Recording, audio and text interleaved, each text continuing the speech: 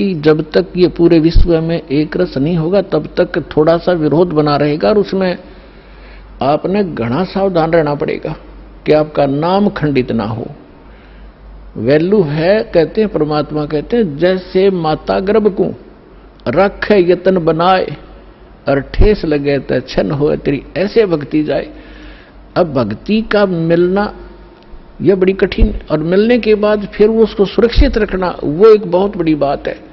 जब तक परिपक्व नहीं हुई तो फिर फायदा क्या उसका। तो इतना सावधानी आपने बरतनी पड़ेगी। जैसे कोई माता बच्चे को गर्भ में आते ही वो कितनी सतर्क हो जाती है, खान पीन में संयम बरतती है, पैर ऊंचा नीचा ना टिक जा कि बच्चे का झटका लग जा, रात को करवट ले भी गलती से ले लेती है तो तुरंत सतर्क होती है, और कहीं मेरे बच्चे का दाब ना लगी हो और खराब ना हो जाए मेरा गर्भ, वो कितनी चिंतित रहती है।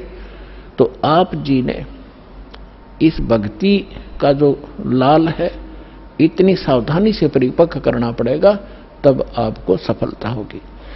इसमें फाउल पॉइंट है, आन उपासना नहीं करनी, संसारिक व्यवहार के जो भी कार्य हैं जो भक्ति परमात्मा की मर्यादा को भंग करते हैं वो नहीं करने,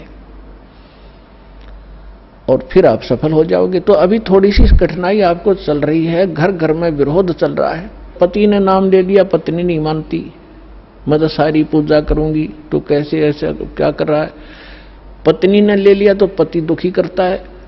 तो धीरे धीरे ज्ञान से क्या होगा, ये ज्ञान ऐसा है कि आप घर पे चलाओगे और बच्चों पर भी असर करेगा, ना सुनेंगे तो भी कक्ष में सोए हुए व्यक्तियों पर भी ये वाणी असर करेगी। जैसे गारुड़ का मंत्र अचेत हुए उस सर्प के डसे हुए व्यक्ति पर जो सुन भी नहीं रहा, समझ भी नहीं रहा, और उसके ऊपर भी वो मंत्र बोल बोल कर उसके विष को उतार कर सचेत कर देता है। और ये तो परमात्मा की वाणी सब सिद्ध है।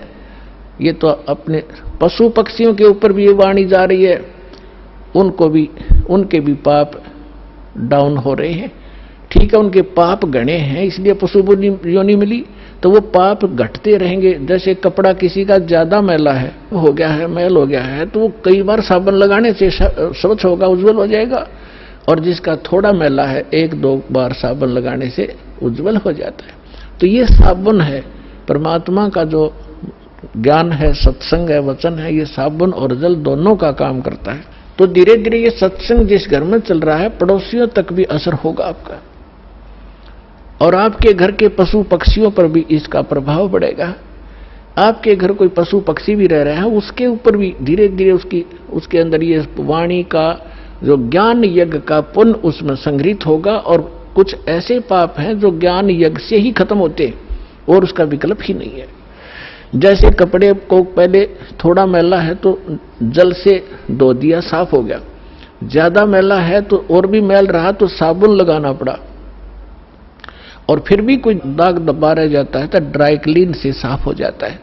तो इसी प्रकार ये सभी क्रियाएं हमें अपने अंतःकरण, अपने जीव के ऊपर, आत्मा के ऊपर जो मैल जमा हो गए, उन सभी पापों का नाश करने के लिए ये सारे ही साधन अपनाने पड़ेंगे, मंत्र के जाप भी करने पड़ेंगे, पांचों यज्ञ भी आपने करनी पड़ेंगी, और तब जाकर के आपकी भक्ति सफल होगी।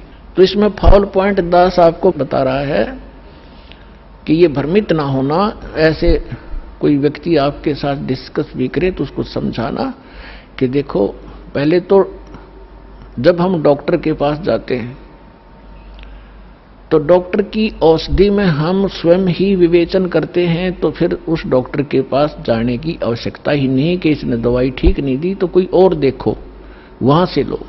तो इसी प्रकार सबसे पहले तो ये देखो, ये ज्ञान आज तक ना किसी ने सुना और ना सुनाया, किसी के पास था ही नहीं। और जिन महापुरुषों के पास था उनको प्रतिबंध कर दिया था, मालिक ने प्रतिज्ञा करा दी थी कि अभी इसको डिस्क्लोज ना करना। तो महापुरुष थे, वो अपनी अमृतवाणी में बोल के सारा कुछ लिख गए, एफिडेविट बना गए, कबीर इज गॉड, ये वो फाइनल कर गए थे वो महापुरुष, जिनके दास बार बार उनके शुभ नाम आपको सुनाता है। और फिर हमारे सदग्रंथ उसी का प्रमाणित करते हैं कि कबीर इज गॉड। तो फिर ये क्लियर हो गया कि आज तक कोई हमें यही निर्णय नहीं करके बताया कि भगवान कौन है और कैसा है।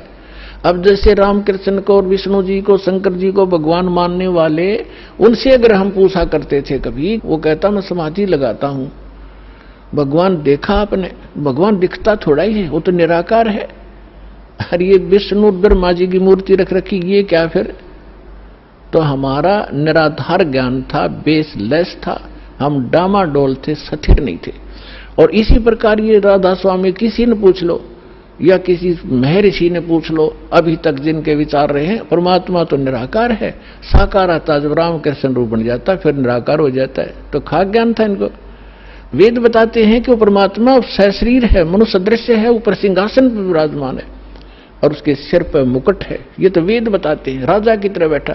और यही वो संत बताते हैं जिनको भगवान ने जिन आंखों देखा वहां पर। तो फिर इसमें कोई डाउट नहीं रहा कि हु इज गॉड और कैसा है वो भगवान। तो ये सारे कंसेप्ट क्लियर इस दास न करे, आज तक किसी ने नहीं किए।